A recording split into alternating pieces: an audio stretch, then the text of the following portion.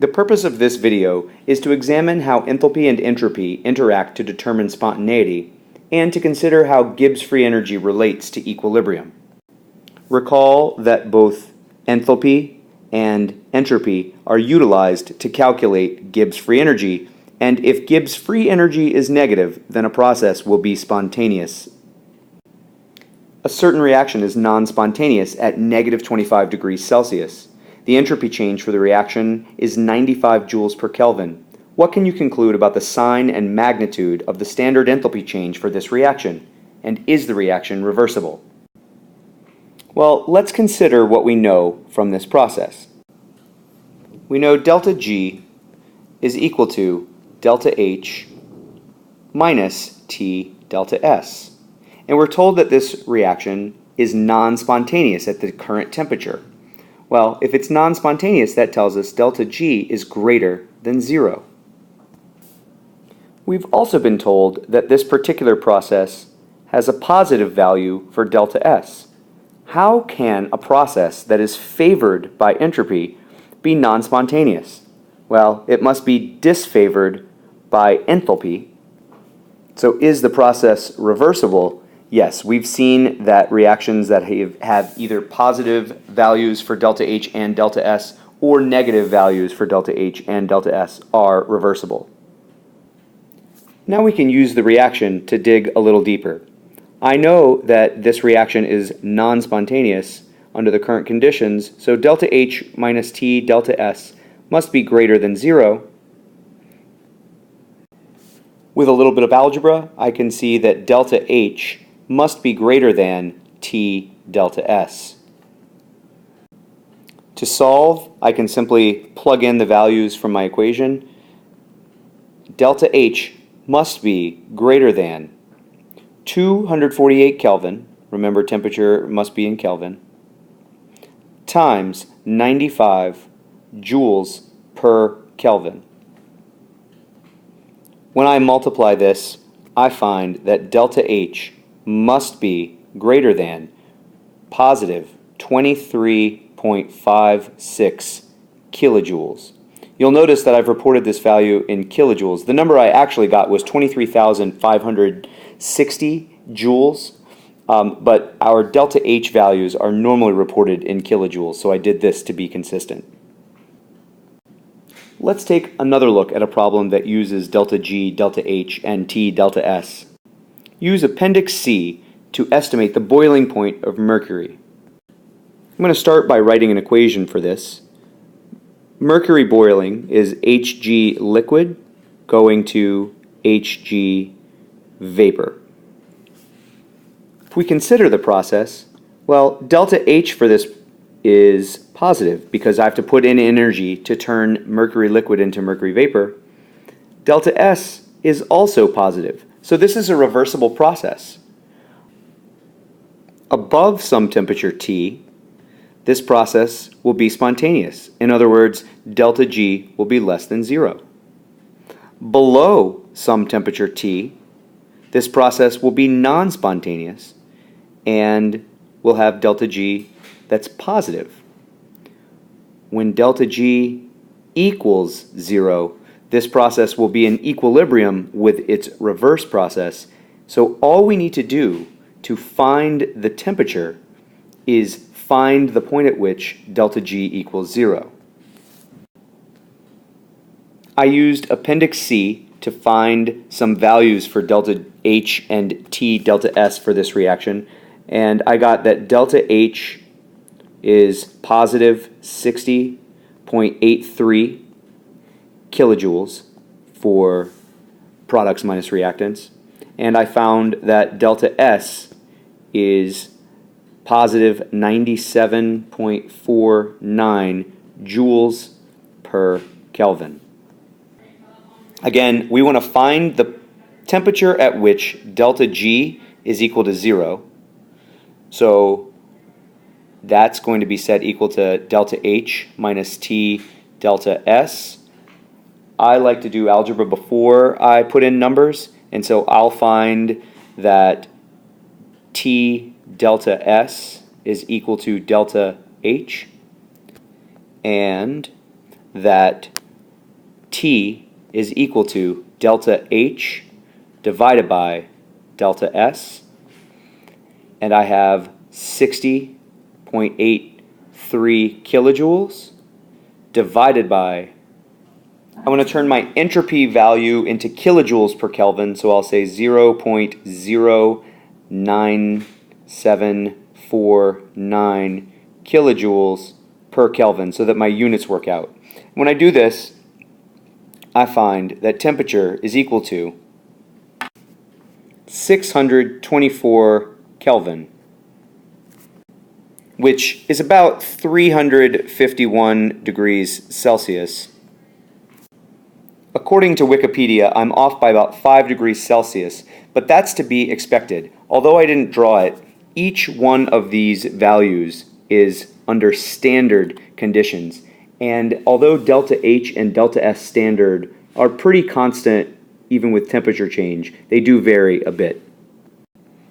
Everything we've talked about so far has been under standard conditions, but we can also talk about Gibbs free energy for non-standard conditions as well. Recall that Gibbs free energy under any condition is equal to standard Gibbs free energy plus the ideal gas constant times Kelvin temperature times the natural logarithm of Q, which is the reaction quotient. I've got that simplified here as the natural log of the products over the reactant concentrations. As a reaction occurs, reactants are becoming products, or perhaps if a reverse reaction is occurring, products are becoming reactants, and the amounts of reactants and products will be changing. As that occurs, the ratio of products to reactants will change, and the value of Gibbs free energy will change. In general, a reversible reaction will proceed until delta G is equal to 0 and the reaction is at equilibrium. Once the reaction is at equilibrium, neither the forward nor reverse reaction is said to be spontaneous, though both still occur, they're occurring at the same rate. Solid lead-2 carbonate will who wrote that? It should be reversibly decompose to form solid lead-2 oxide and carbon dioxide gas. Is this process endo or exothermic?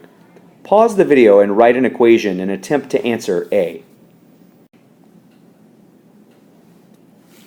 The reaction is lead-2 carbonate, solid, reversibly decomposes to lead-2 oxide and carbon dioxide gas. Since this is a reversible process, and since we know that delta S is positive, delta H must also be positive in order for the process to be reversible.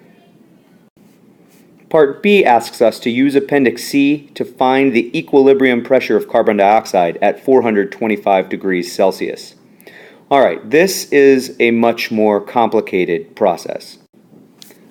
Let me start by thinking about equilibrium. Well, at equilibrium, delta G is 0, and I know that delta G at any condition is delta G standard plus RT natural log of the concentration of products to reactants. Here, that's going to be the concentration of carbon dioxide, actually divided by 1, because you'll need to recall that solids cannot change concentration, so they have concentrations of 1. This is looking pretty good. It looks like all I need to do is find delta G standard, use a value for the ideal gas constant, use my temperature in Kelvin, and do some math, and I can find my only other unknown, which is the value of the concentration of CO2. And that's true, but it's actually a little more complicated because of this right here, delta G standard. This reaction is taking place, or at least we're being asked about, 425 degrees Celsius. That is not standard conditions, and although delta H standard and delta S standard are relatively constant, delta G standard depends heavily upon temperature. So we'll need to do some additional work, and that is, we'll find delta G standard by finding delta H standard and T delta S standard. The temperature that I'll use is 425 degrees Celsius or 698 Kelvin. Pause the video and use Appendix C to find delta S standard and delta H standard for this reaction. When I used the appendix, I found a standard enthalpy value of 88.3 kilojoules positive, and I found a standard entropy change of positive 151.3 joules per Kelvin. That's great because that agrees with our earlier observation that both of these values should be positive. When I used these values to find a standard delta G at 698 Kelvin, I found a value of negative 17.31 kilojoules. As a quick aside, I'm going to go back to the reaction. If I had standard conditions, that means a certain amount of lead 2 carbonate. Actually, it doesn't matter since it's a solid. It doesn't matter how much I have. Lead oxide also doesn't matter how much I have. And 1 atmosphere of carbon dioxide gas, this reaction would be spontaneous. That means that when I find my equilibrium pressure of carbon dioxide, it should be greater than 1 atmosphere, because as this reaction occurs in the forward direction, I'll make more CO2. Let's go back and see what the math would look like. At this point, it's mostly just about plugging in the values that we have. So the whole thing is trying to find the equilibrium pressure, so that's delta G is 0, equals delta G standard, which is negative 17.31 kilojoules, plus my ideal gas constant, which is 8.314, and that's joules per mole Kelvin. I'm dropping off the moles right now because we're doing 1 mole of the reaction, times the temperature, which is 698 Kelvin, times the natural log of Q. I'm going to do a little rearranging and unit conversion here. I'll subtract negative 17 from both sides, and I'll get 17,310 divided by 8.314 times 698 is 5,803 is equal to natural log of Q. Q is my reaction quotient. So you'll recall from earlier that's products over reactants, and my products are carbon dioxide and a solid, and lead 2 carbonate, which is also a solid. More math here. The problem's actually done except for math. I find this ratio is 2.983, which is equal to the natural log of my concentration of CO2.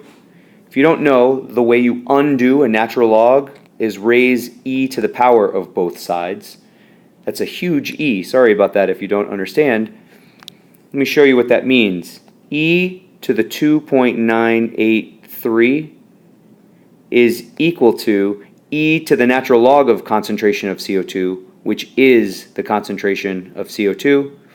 And when I solve e to the 2.983, I find a value of 14.63 atmospheres. Indeed, as this spontaneous reaction occurred at standard conditions, it made more and more carbon dioxide until we had a concentration of 14.63 atmospheres.